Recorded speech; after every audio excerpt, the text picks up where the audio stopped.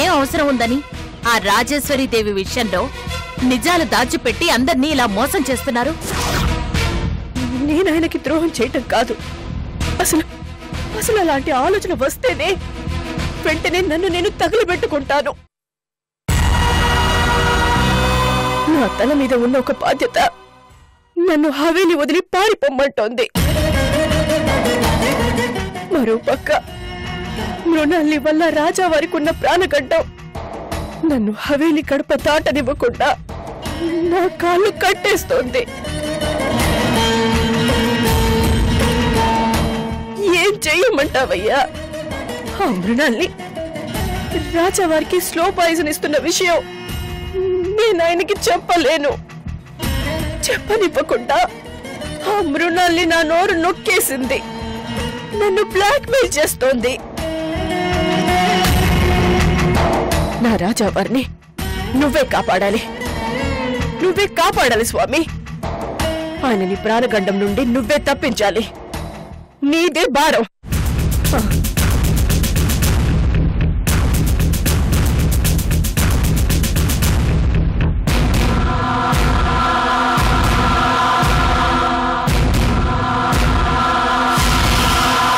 శ్రీరామ రామ రామేతి రమే రామే మనోరమే సహస్రనామ తత్తుల్యం రామ నామ వరారమే. శ్రీరామ రామ రామేతి రమే రామే మనోరమే సహస్రనామ తత్తుల్యం రామ నామ వరారమే. శ్రీరామ రామ రామేతి రమే రామే మనోరమే సహస్రనామ తత్తుల్యం రామ నామ వరారమే. రాజేశ్వరీదేవి గారు, ఏమిటిది? ఏం చేస్తున్నారు? నేనేం చేస్తున్నాను, ఎందుకు చేస్తున్నాను ఆయనకి తెలుసు. మాకు కూడా తెలియనివ్వండి. ఆయన అడగండి, అంతా ఆయనే చెప్తాడు. ఎందుకు ఇంత ఎమోషనల్ గా ఫీల్ అవుతున్నారు? అసలు ఏం జరిగింది రాజేశ్వరీదేవి గారు?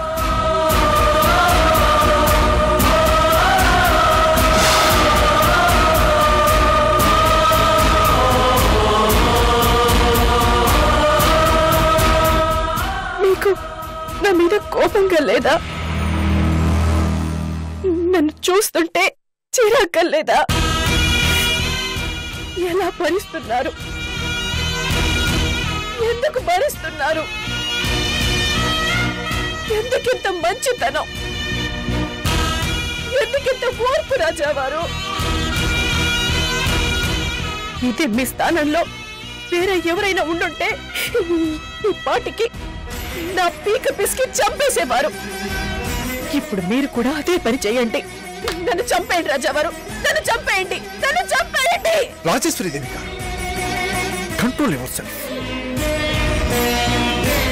మనసులో బాధ తగ్గాలి అంటే పైకి చెప్పుకోవాలి, ఇష్టమైన వాళ్ళతో పంచుకోవాలి.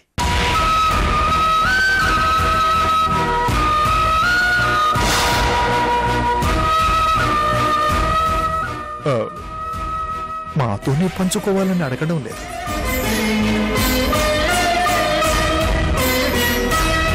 అలా అడిగే హక్కు కూడా మాకు లేదు.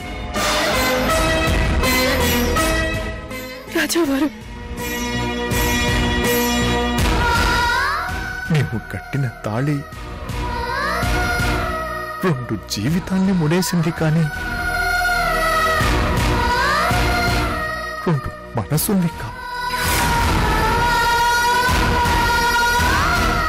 రాజేశ్వరీదేవి గారు,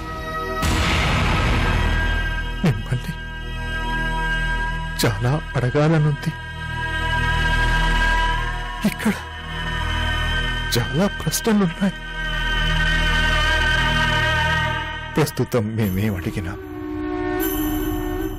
మీ నుండి వచ్చే సమాధానం ఏంటో మాకు తెలుసు. అందుకే మిమ్మల్ని ఇబ్బంది పెట్టదలుచుకోలేదు. నేను కూడా ఇబ్బంది పడదలుచుకోలేదు.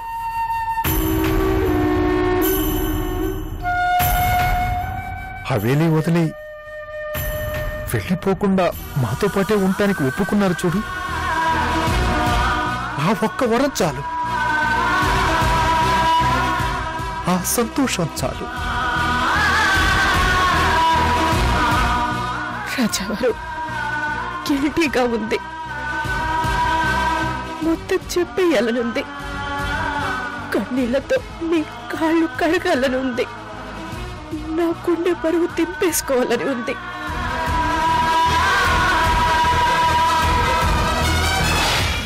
కానీ భయం వేస్తోంది, మీరెలా రియాక్ట్ అవుతారో అని భయం వేస్తోంది. అందుకే మాట గొంతు దాటి రావటం లేదు.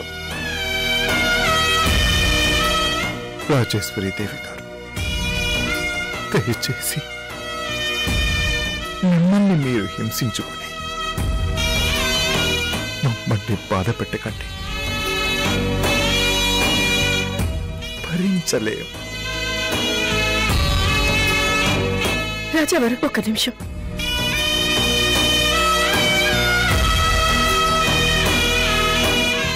నన్ను ఆశీర్వదించండి.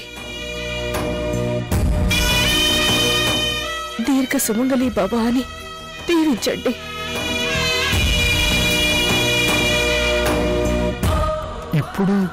ఇప్పుడే ఈ సమయంలోనే నాకు మీ దీవెనలు కావాలి. ఆ దేవుడి సమక్షంలో, ఆ దేవుడి సాక్షిగా, ఆ దేవుడికి బదులుగా ఈ దేవుడి దీవెనలు కావాలి. నేను నిత్య సుమంగలిగా ఉండాలి, సుమంగలిగానే పోవాలి. మీరు ఎప్పటికీ చల్లగా ఉండాలి.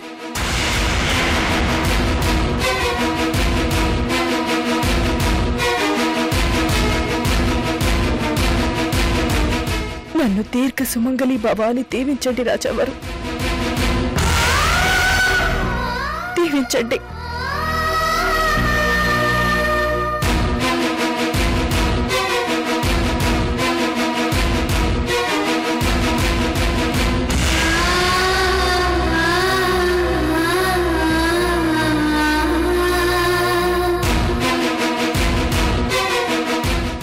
దీర్ఘ సుమంగళి భవ.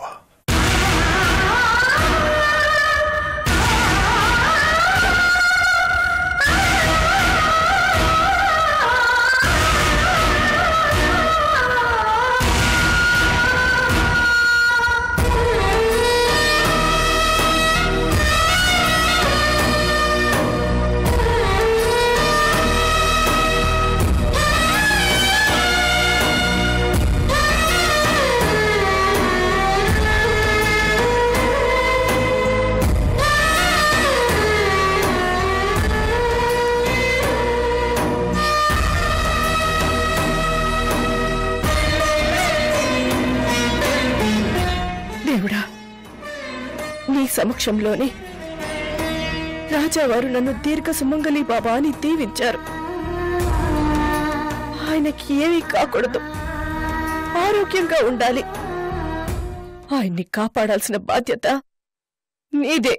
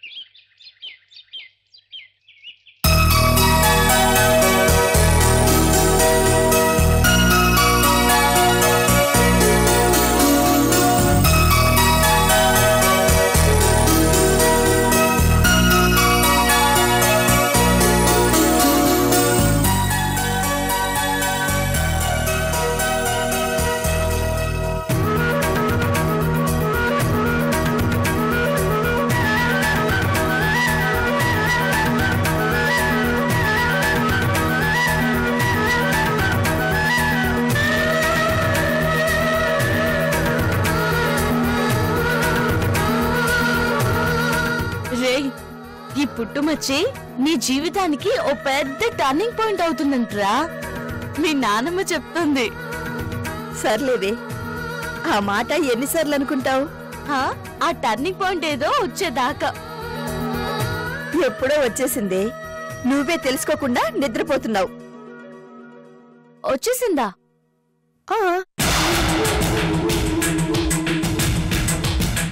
నన్నేదో ఏడిపించడానికి అంటున్నారు. ఏం కాదు, నిజంగానే వచ్చేసింది. ఏంటో టర్నింగ్ పాయింట్? నాకు తెలియకుండా ఎలా ఉంటుంది? అదేంటో చెప్పండి అత్తయ్య. ఆ టర్నింగ్ పాయింట్ ఏంటంటే వీడు వాళ్ళ అమ్మని వెతుక్కుంటూ చేరుకోవడం.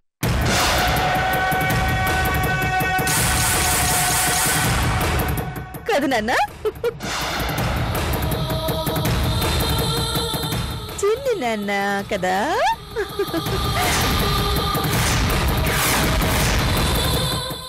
ఏమైందే? తల్లిని వెతుక్కుంటూ చేరుకోవడం అంటే వాడు నిన్ను వెతుక్కుంటూ చేరుకోవడం. అంతే కదా? అంతే. మరి నువ్వేమనుకున్నావు?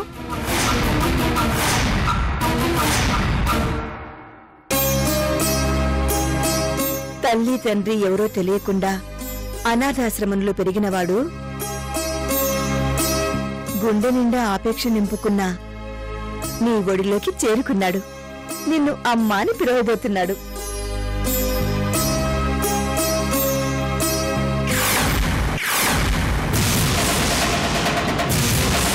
తర్వాత చెప్పు, కుడి భుజం వెనక ఏంటో చెప్పు. కుడి గుంచంతా పుట్టు వచ్చిందమ్మా.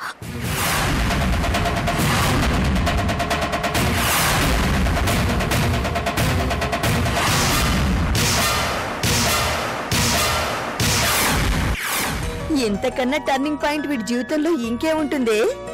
ఎరా, కాదంటావా? ఈ నానమ్మ చెప్పింది తప్పంటావా? అత్తయ్య, అది వీడికి టర్నింగ్ పాయింట్ కాదు, నా జీవితానికి టర్నింగ్ పాయింట్. వీడు నా బాబు అన్న ఊహ, వీడిని ఎత్తుకుంటే కలిగే ఫీలింగ్ ఎంత గొప్పగా ఉంటుందో తెలుసా? మాటలో చెప్పలేను. ఆకాశం మీద బంగారు సింహాసనం వేసుకుని కూర్చున్నంత గర్వంగా ఉంటుంది.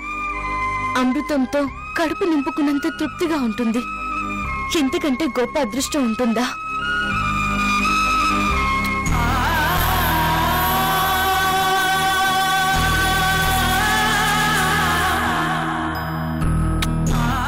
రే, నీలాగా నాకు అదృష్టం ఇచ్చి పుట్టుమచ్చలేదు కాని ఆ దేవుడు నీ రూపంలో ఒక గొప్ప వరాన్నిచ్చాడ్రా. జీవితమంతా పండుగ చేసుకోమన్నాడ్రా.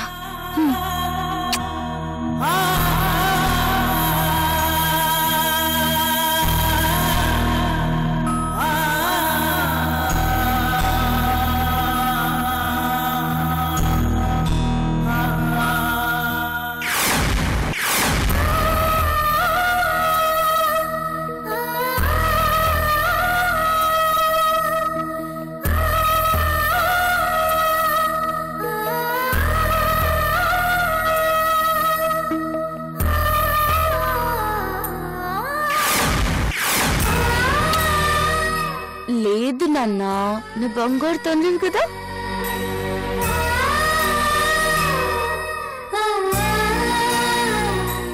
అత్తయ్య, వీడికి ఒక్క దిష్టి చుక్క సరిపోదేమో, 2 పెట్టాలేమో. ఎందుకే? వీడు నా బంగారు తండ్రి కదా.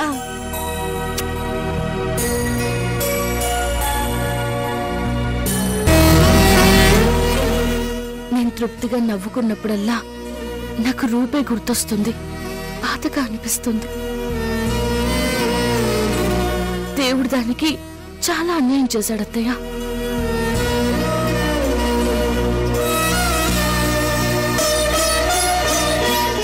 ఎవరి తలరాత వాళ్ళది. ఏం చేస్తాం? హవేలీకి వెళ్ళినప్పుడు రూప వెంటనే వీణెత్తుకుంది. ఆ టైంలో దాని కళ్ళలో ఎంత తృప్తి కనిపించిందో. దాని చేతిలో నుంచి మళ్ళీ బాబుని తీసుకోవాలంటే మనసు రాలేదు. బాధగా అనిపించింది. అవును, మరి అనిపించదు?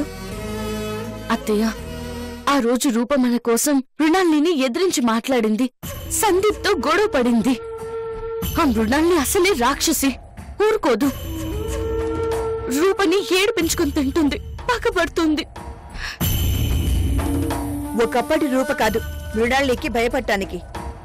ఎలాంటి ప్రాబ్లంనైనా తట్టుకుని నిలబడగలిగే ధైర్యం రూపకుంది. ఎందుకో దాన్ని చూడాలనిపిస్తుంది అత్తయ్య.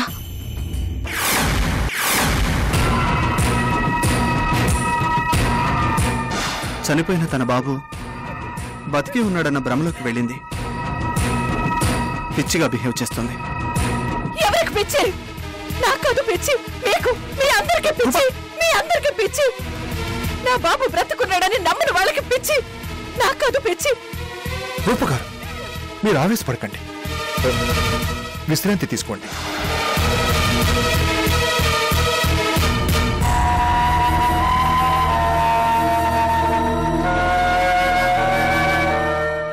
ఎవరికి చెప్పుకోవాలి? నా బాధని ఎవరు అర్థం చేసుకుంటారు? అందరూ నన్ను పిచ్చిదానిలో చూస్తున్నారు. ఎవరు మనస్ఫూర్తిగా మాట్లాడడం లేదు. అసలు నాకు నిజంగానే పిచ్చెక్కిపోతుంది. ఏం చేయాలి? ఏం చేయాలి?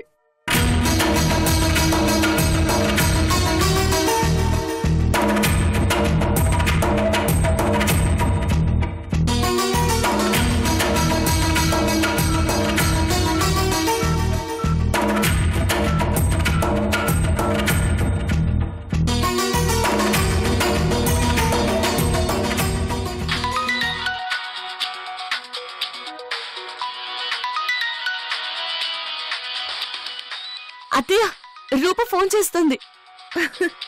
స్నేహితురాల్ని తలుచుకున్నావు కదా, వినపడుంటుంది. వెళ్ళు, వెళ్ళి తనివి తీరా మాట్లాడు. ఏరా నన్నా, ఎందుకు అడుస్తున్నావురా బంగారు?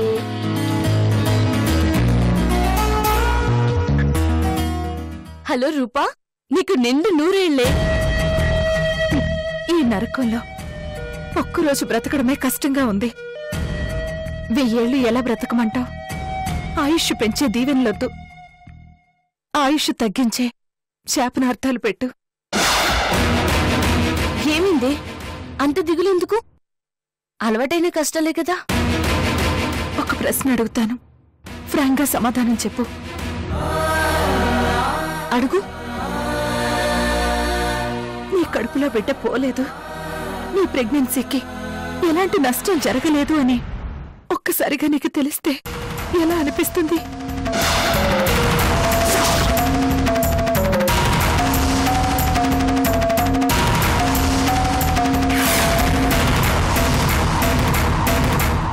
చెప్పవే, ఎలా అనిపిస్తుంది? పట్టరాని సంతోషం కలుగుతుంది కదా. నీ సంతోషాన్ని నీ వాళ్లతో పంచుకుంటే వాళ్ళెలా ఫీల్ అవుతారు? ఎగిరి గంతేస్తాను. కానీ హవేలీలో నా మీద మా వాళ్ళందరూ ఎగిరి పడుతున్నారు, తిట్టుకుంటున్నారు, పిచ్చిదాన్ని అంటున్నారు. అర్థం కాలేదే, సరిగా చెప్పు. చెప్తానే, అన్ని చెప్పడానికే నీకు ఫోన్ చేశాను.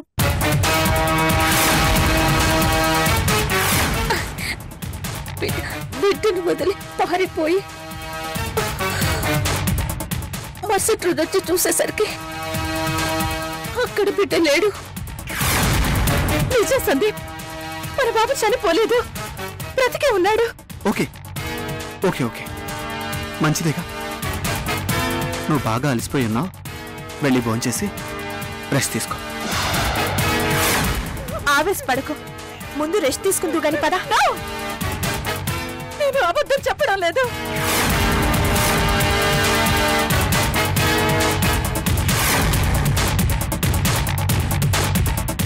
రూపా, నువ్వు చెప్తుంది నిజమా? నువ్వు కూడా నమ్మటం లేదా? అబద్ధం చెప్తున్నాను అనుకుంటున్నావా? నన్ను పిచ్చిదాన్ని అనుకుంటున్నావా? చచ్చా, అలా కాదే. హవేలీలో అందరూ నన్ను పిచ్చిది అని ముద్ర వేశారు. ఎవ్వరూ నాతో సరిగ్గా మాట్లాడడం లేదు, నేను చెప్పేది వినటం లేదు. కనీసం నువ్వైనా నమ్ముతావనే ఆశతో ఫోన్ చేశాను.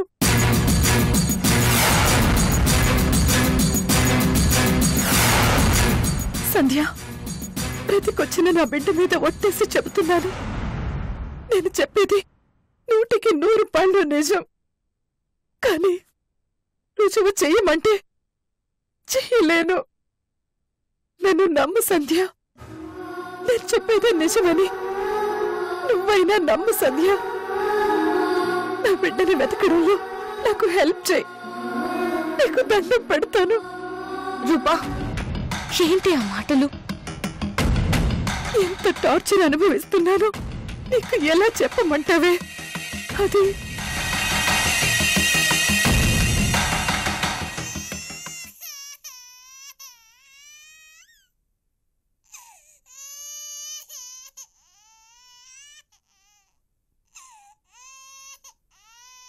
సంధ్య, బాబు ఏడుస్తున్నాడు.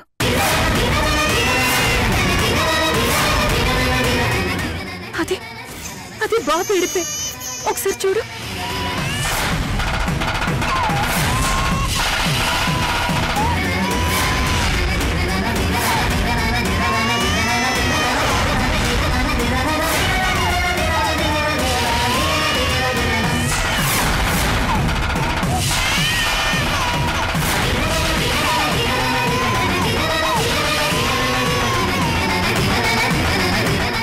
దగ్గరలో ఉన్నాను, బాబేడుపు నాకే సరిగ్గా వినపడలేదు.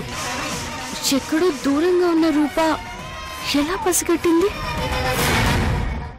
సెంటిమెంట్ తో కట్టేస్తావుగా. ప్రతాప్, రూప బాబుని వెతుకుతున్నా అంతే. నా బాబుకు కూడా సరిగ్గా అదే ప్లేస్ లో అలాంటి పుట్టుమచ్చే ఉందని చెప్పిందాయా?